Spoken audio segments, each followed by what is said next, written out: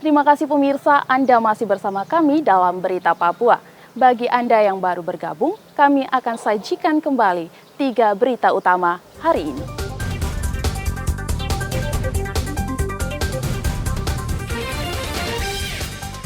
Edarkan narkotika di Jayapura, 5 warga Papua New Guinea diringkus polisi. Arus balik mudik di Kota Sorong masih sepi. Ratusan sertifikat hak kekayaan intelektual dibagikan kepada UMKM sekota Jayapura.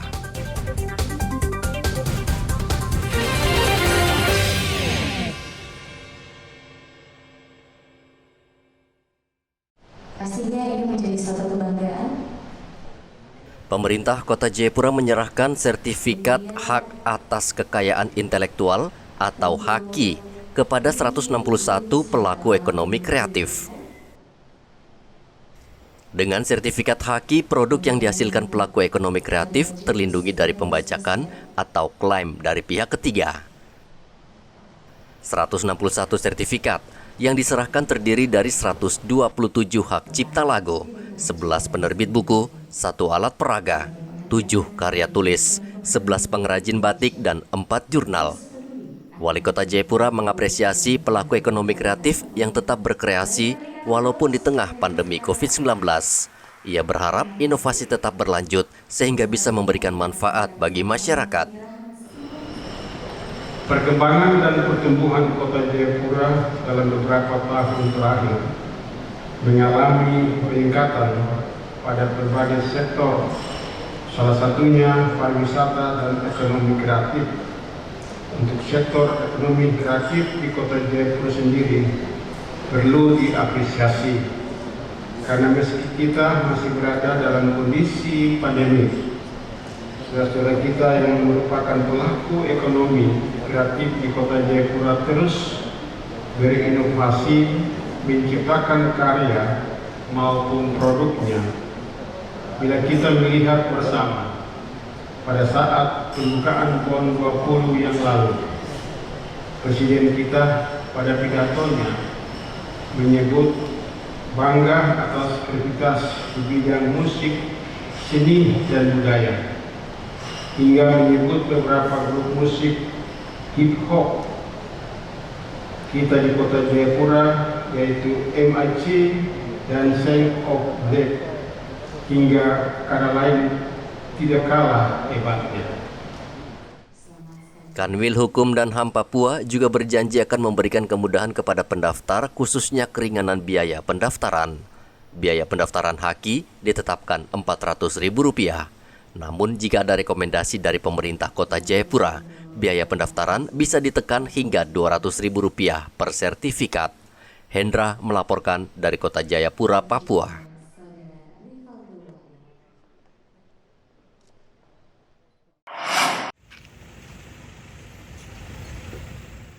Operasi Damai Kartens yang dibentuk Polri beberapa waktu lalu bertujuan tidak hanya melakukan penegakan hukum terhadap kelompok kriminal bersenjata di Papua, namun juga membina warga seperti mengajar mereka beternak dan bertani agar taraf hidup mereka meningkat.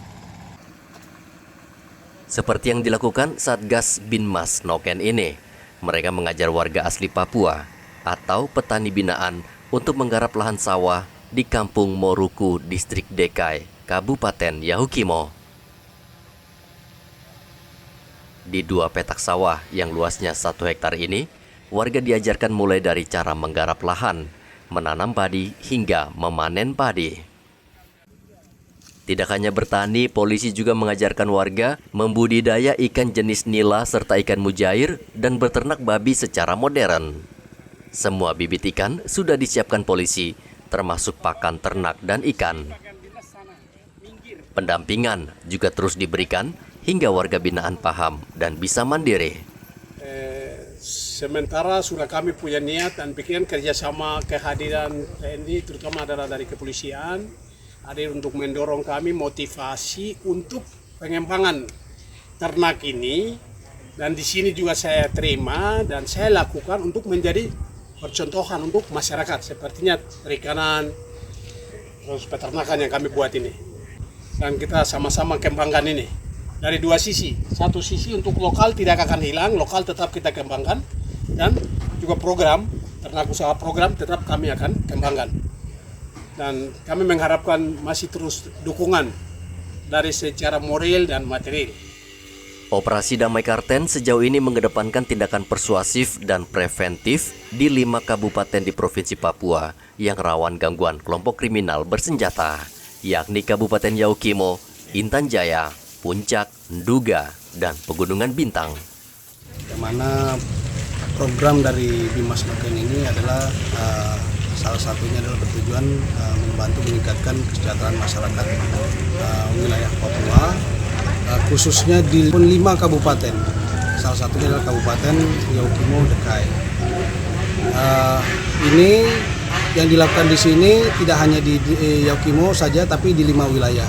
Karena sesuai dengan rencana operasi Damai Kartens ada 5 wilayah, diantaranya adalah Pegunungan Bintang, Intan Jaya, kemudian Yaukimo, kemudian Puncak, dan Pegunungan Bintang tadi. Kegiatan ini akan tetap berlanjut sesuai dengan rencana operasi perintah dari Bapak Kapolri, karena peralihan pola operasi dari operasi Lemangkawi menjadi operasi yang mengedepankan kegiatan preventif dan preventif, di mana program dari Bimas Noken ini yang menjadi salah satu yang ditonjolkan dalam operasi. Diharapkan pemerintah daerah ini juga bersama-sama, karena kita mengedepankan peran serta masyarakat di sini. Pemerintah daerah Yaukimo juga diminta membantu polisi memberikan pendampingan kepada warga. Dari Yaukimo, Igobat Momolin melaporkan.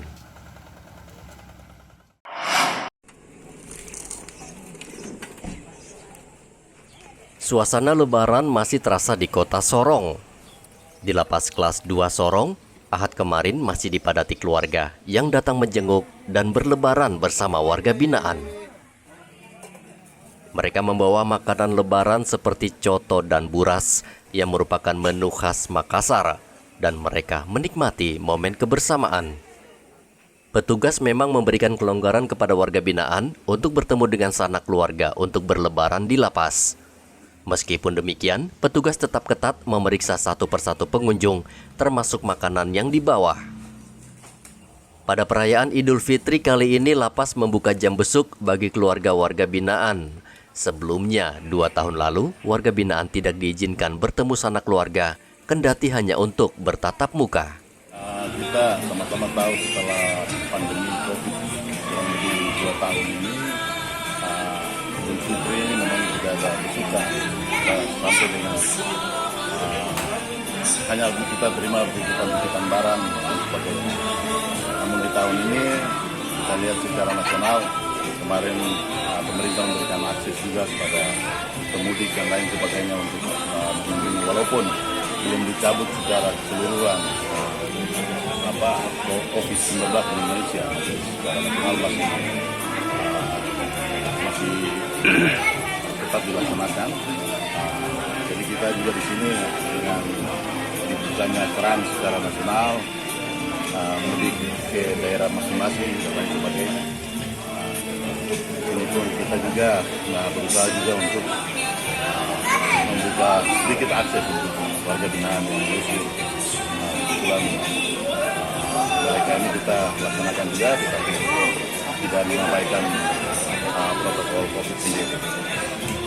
Dan memang satu hal juga untuk di lapas ini, kita mencegah juga jangan sampai mereka ini minta izin atau diam-diam main mata dengan petugas terus diam-diam keluar.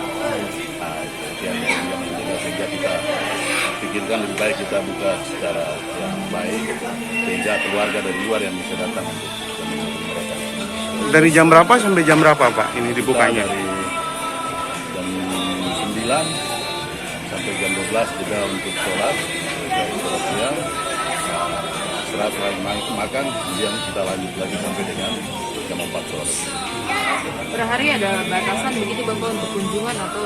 Kita tidak bisa membatasi itu, kalau sudah ada di depan terpaksa bagaimana strategi kita mengurai. Kesempatan ini tentu dimanfaatkan pengunjung untuk melepas rindu mereka terhadap anggota keluarga yang harus menjalani masa hukuman. Ini diizinkan masuk untuk merayakan Lebaran dengan Keluarga. keluarga di sini. Senang bisa bertemu karena kemarin-kemarin kan tidak ada besutan, so jadi baru ketemu ini. Iya. Ini bawa apa ini? Ketemunya bawa? Makanan dari rumah, soto, Soto. buat rahasia ini si Lebaran jadi. Ini baru hari ini atau sudah dari kemarin? Baru hari ini, Baru hari ini datang ya. kemarin tidak sempat datang. Meski harus berlebaran di dalam lapas, suasana lebaran tetap terasa. Warga binaan bisa bertemu dan menyantap makanan bersama keluarga. Begitu juga petugas dan warga binaan, mereka saling bermaafkan dan akrab bercengkrama. Michael melaporkan dari Sorong, Papua Barat. Pemirsa, informasi tadi sekaligus mengakhiri jumpa kita dalam Berita Papua. Saya Graciela Taime mewakili kerabat kerja yang bertugas menyampaikan terima kasih, selamat beraktivitas, sampai jumpa. Wanyambe.